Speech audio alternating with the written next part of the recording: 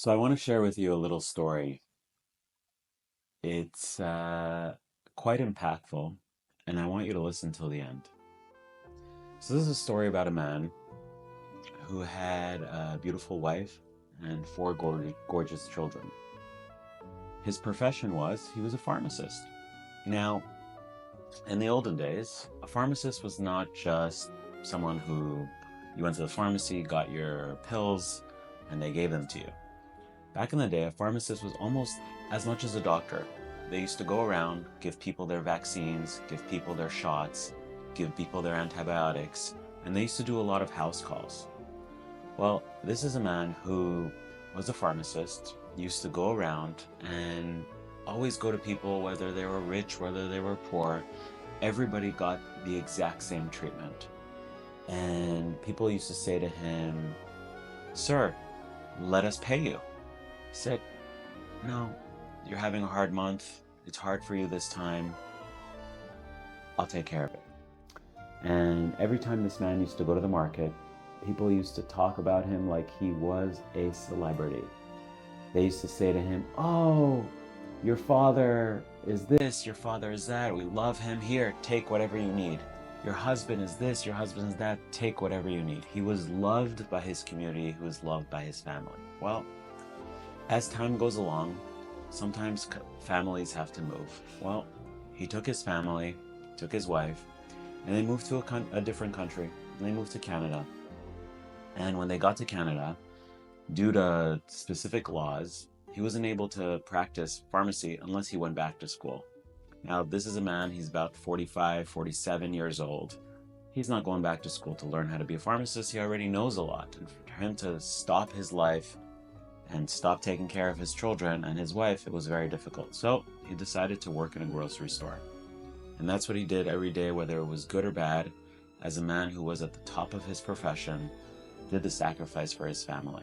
Well, one day, it was a Sunday morning, and as you can imagine, Canada is really, really cold. He woke up one morning, on a Sunday morning, and he said to his wife, "I'm going to go out and I'm going to go get some milk for us to have a coffee in the morning." And he turned to his wife and he said, "I love you." And he went and he closed the door and he left. And he went down the stairs, and they lived in an apartment building. It wasn't the best apartment building. They had basically almost nothing to survive on, and he did what he could to give to his family. And because it's not the best building, they don't maintain it that well. Well, as you can imagine, in Canada, it snows, it rains, it's icy, and it's cold. And that morning, he slipped on the stairs, he hit his head, and he never woke up again. Now, imagine this. This is a family who barely speaks the language. They've come from their country where their dad was the king, and now they have nothing. Their eldest son is 17 years old. He's in school. Now, he has to provide for his family. Drops out of school, goes to learn a profession, wakes up every morning at 3 o'clock in the morning, delivers newspapers just to make 5 cents, 10 cents, 20 cents to be able to give to his mom so that his 3 siblings will be able to be surviving.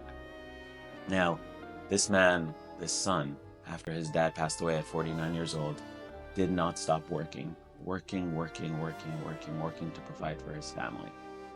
And he told his children, he said, "Whatever you do, make sure you get the best education." Well, one of his children decided they want to be a doctor. And they could have stayed in Canada and they could have gone to school that's subsidized by the government. But this son said to his dad, "Dad, I want to go to the best school in the world. I want to be the best doctor in the world.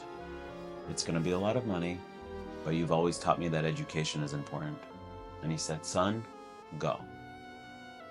Now, this son, when he became a doctor, he knew that his grandfather used to go around, give needles to his patients, and really take good care of them. And what else is it to be a doctor, a surgeon, and a dentist, all in one? Well, this grandchild is me.